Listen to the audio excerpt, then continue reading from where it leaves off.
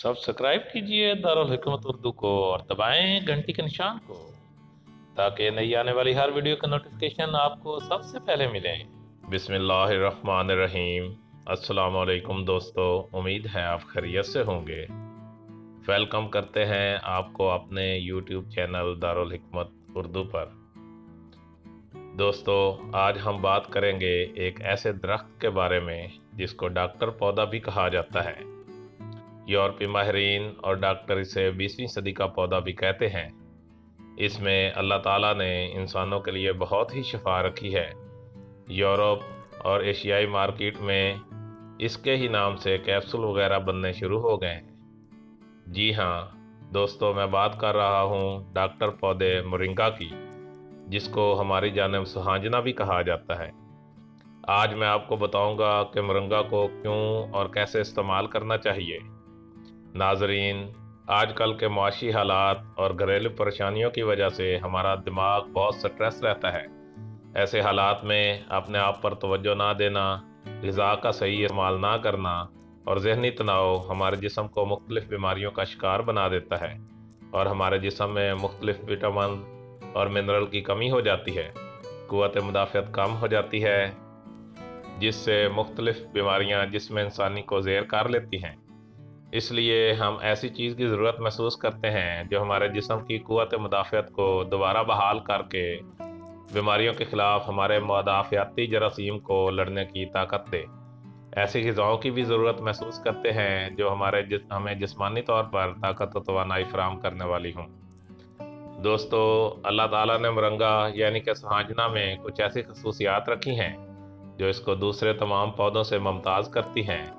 सुहांजना यानी कि मोरिंगा में हर किस्म के विटामिन और मिनरल पाए जाते हैं जो कि जिस्म की क़ुव्वत मुदाफ़अत को बेहतर करके इसे बीमारियों के ख़िलाफ़ लड़ने के काबिल बनाते हैं। सुहांजना की फलियां बतौर ग़िज़ा इस्तेमाल की जाती हैं। इसकी फलियों का सालन भी बनाया जाता है जो कि हमारे मैदे के लिए बहुत बेहतरीन है।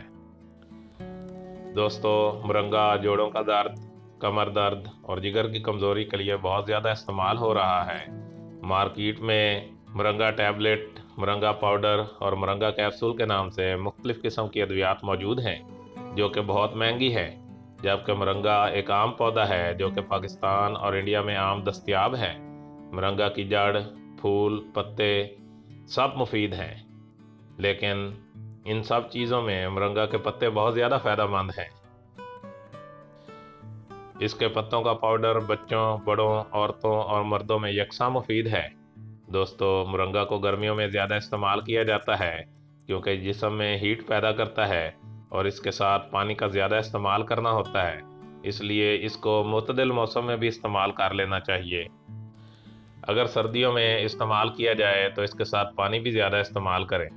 दोस्तों, मोरिंगा कम अज़ कम 200 से 300 मुख्तलिफ़ छोटी बड़ी अमराज में इस्तेमाल होता है, चाहे वो आपकी जिल्द है, बाल है, नाखन है, मैदा है, अज़ाए रईसा है, दिल है, हड्डियों की तकलीफ़ है, कमज़ोरी है, यादाश्त का प्रॉब्लम है, शुगर का प्रॉब्लम है और बाल झड़ते हैं, नाखन टूटना शुरू हो गए हैं, में ऐसी बहुत सी चीज़ें हैं जहां इसको इस्तेमाल किया जाता है और इससे फ़ायदा उठाया जाता है। दूध पिलाने वाली माँओं के लिए बहुत मुफीद है। जिस तरह से जो बच्चे बड़े नहीं होते उनके लिए बहुत ज़रूरी और मुफीद है। सुहांजना की जड़ों को सुहांजना की मूलियाँ भी कहा जाता है, जिनको निकाल कर साफ करके इनका अचार भी बनाया जाता है और लोग सब्जियों में भी इस्तेमाल करते हैं।